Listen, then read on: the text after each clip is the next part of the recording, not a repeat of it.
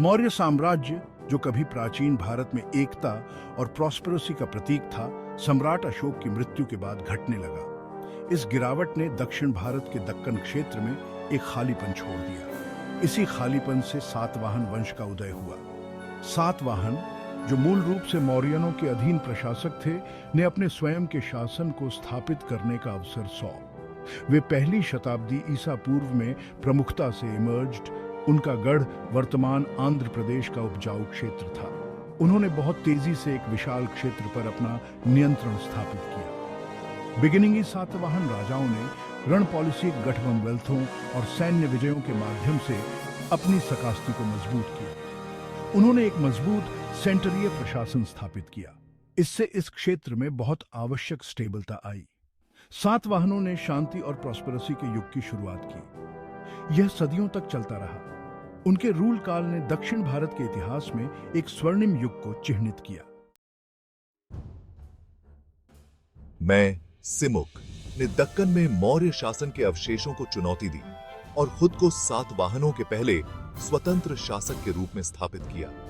मेरे रूल काल ने दक्षिण भारत के इतिहास में एक नए अध्याय की शुरुआत की। सैन्य अभियानों की एक श्रृंखला के माध्यम से मैंने अपने राज्य का विस्तार किया। मैं व्यापार के इंपॉर्टेंस को समझता था और महत्वपूर्ण व्यापार मार्गों पर नियंत्रण प्राप्त किया। इस नियंत्रण ने मेरे राज्य में धन और प्रॉस्पेरिटी ब्रॉट। मेरा रूल काल राजपॉलिटिक स्टेबलता, आर्थिक विकास और सैन्य विस्तार की पर्टिकुलरलिता थी। मैंने एक मजबूत फाउंडेशन रखी जिससे मेरे उत्तराधिकारी सातवाहन साम्राज्य की महिमा को और बढ़ाने में सक्षम हुए।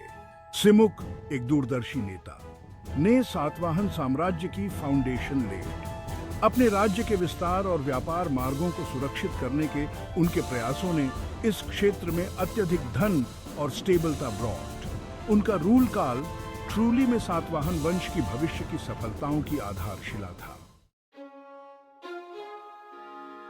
जब मैं दूसरी शताब्दी ईस्वी में सिंहासन पर बैठा तो मैंने पाया कि सातवाहन साम्राज्य कमजोर हो गया था।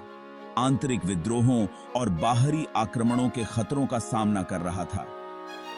एक कुशल सैन्य रण पॉलिसीकार और एक बुद्धिमान शासक के रूप में मैंने सैन्य अभियानों की एक श्रृंखला शुरू की।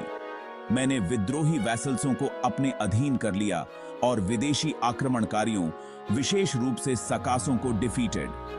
मैंने सातवाहन साम्राज्य के खोए हुए ग्लोरी को बहाल किया और मध्य भारत और पश्चिमी तट के कुछ हिस्सों सहित एक विशाल क्षेत्र पर अपना नियंत्रण स्थापित किया।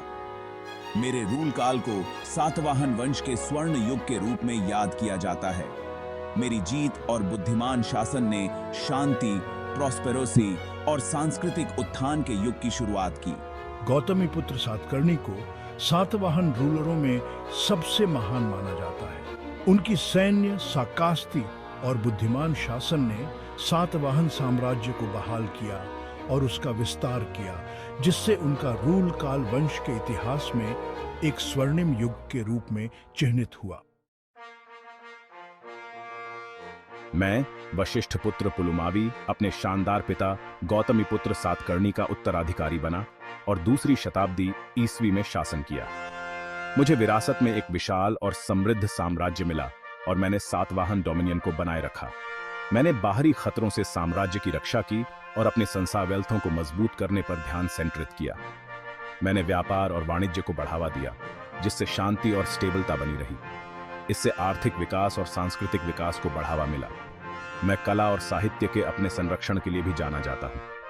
मेरा दरबार विद्या का केंद्र बन गया, जिसने भारत के विभिन्न हिस्सों से विद्वानों और आर्टकारों को आकर्षित किया। मेरे रूल काल ने सातवाहन साम्राज्य के भीतर निरंतर प्रॉस्पेरिटी और सांस्कृतिक प्रतिभा की अवधि को चिह्नित किया। वशिष्ठ पुत्र पुलुमावी के रूल काल में शांति और स्टेबलता बनी रही, जिससे आर्थिक विकास और सांस्कृतिक विकास को बढ़ावा मिला। कला और साहित्य के उनके संरक्षण ने सातवाहन साम्राज्य को और समृद्ध किया, जिससे उनका शासन निरंतर प्रॉस्पेरिटी और सांस्कृतिक प्रतिभा का काल बन गया। भाग 5, सातवाहनों का प्रशासन और अर्थ सिस्टम। सातवाहनों ने एक सुव्यवस्थित एडमिनिस्ट्रेशनिक व्यवस्था स्थापित की। इस प्रणाली ने उनके साम्राज्य की स्टेबलता और प्रॉस्पेरोसी में योगदान दिया। साम्राज्य को प्रांतों में विभाजित किया गया था। इन प्रांतों को आगे छोटी एडमिनिस्ट्रेशनिक इकाइयों में विभाजित किया गया था। मंत्रियों की एक परिषद ने राजा की सहायता की। इस परिषद ने शासन के मामलों में सलाह और समर्थन प्रदान किया। सातवाहनों ने एक मजबूत सेना बनाई लेड। उनकी सेना अच्छी तरह से सुसज्जित और अच्छी तरह से प्रशिक्षित थी। इसने साम्राज्य के विस्तार और डिफेंस में महत्वपूर्ण लैंड का निभाई। सातवाहन अर्थव्यवस्था काफी हद तक कृषि प्रधान थी। उपजाऊ भूमि और कुशल सिंचाई व्यवस्था के कारण कृषि का विकास हुआ। सातवाहन महत्वपूर्ण व्यापार मार्गों को भी नियंत्रित करते थे। ये मार्ग उन्हें भारत के विभिन्न हिस्सों और रोमन साम्राज्य से जोड़ते थे। इस व्यापार से अच्छा खासा रेवेन्यू प्राप्त हुआ। इसने साम्राज्य के धन में योगदान दिया। सातवाहनों ने अपने सिक्के जारी किए। ये सिक्के चांदी, तांबे और सीसे के बने होते थे। इन सिक्कों ने व्यापार और वाणिज्य को सुगम बनाया। वे उस समय की आर्थिक गतिविधियों की बहु ओरिजिनल जानकारी भी प्रदान करते हैं। भाग 6 सांस्कृतिक योगदान, कला, वास्तुकला और लैंग्वेज। सातवाहन काल में कला, वास्तुकला और साहित्य का विकास हुआ। सातवाहन शासक कला के संरक्षक थे। उन्होंने आर्टकारों और शिल्पकारों को प्रोत्साहित किया।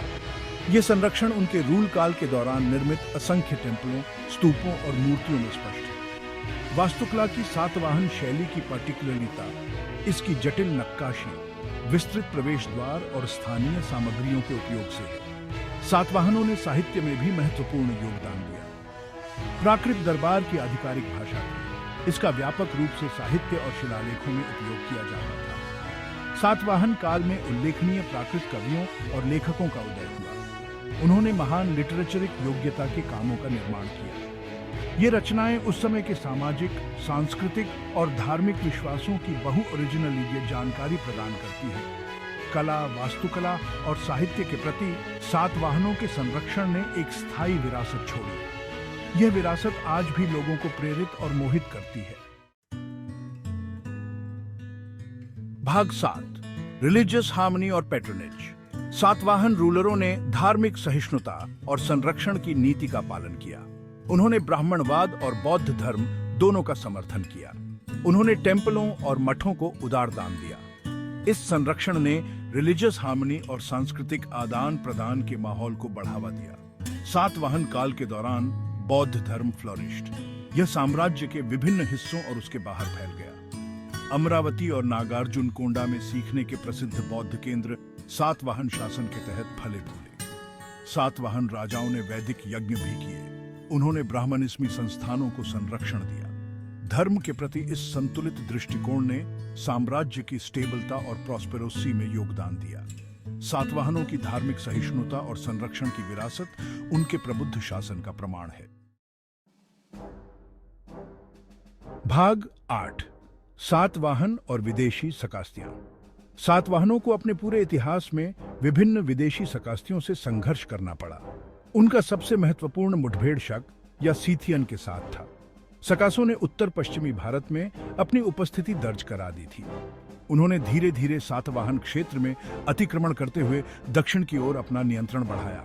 सातवाहनों और सकासों के बीच संघर्ष एक लंबा संघर्ष था। यह कई पीढ़ियों तक चला। इन एनकाउंटरों में से सबसे प्रसिद्ध गौतमी पुत्र सातकर्णी के रूल काल के दौरान हुआ था। उसने सकासों को निर्णायक रूप से हराया और उन्हें पीछे धकेल दिया। इस जीत ने गौतमी पुत्र सातकर्णी को दक्षिण के भगवान की उपाधि दिलाई। सातवाहनों का पश्चिमी रोमन साम्राज्य के साथ भी संपर्क था। सबूत बताते हैं कि दोनों सामकिंगडमों के बीच व्यापक व्यापार होता था। रोमन सिक्के और आर्ट कृतियां कई सातवाहन स्थलों में पाई गई हैं।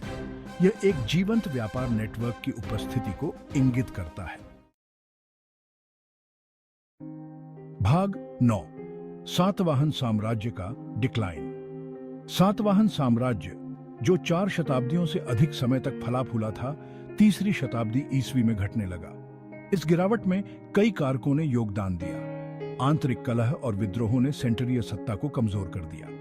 सातवाहन रूलरों को अपने ही सामंतों से चुनौतियों का सामना करना पड़ा। इन सामंतों ने धीरे धीरे अपनी इंडिपेंडेंटता का दावा किया। साम्राज्य, जो कभी एकजुट था, टुकड़े टुकड़े होने लगा। सातवाहन के पतन में बाहरी आक्रमणों ने भी लैंड का निभाई। अभिर इक्ष्वाकु और पलावास, जो कभी सातवाहनों के जागीरदार थे, ने अपनी इंडिपेंडेंटता की घोषणा कर चैलेंज्ड।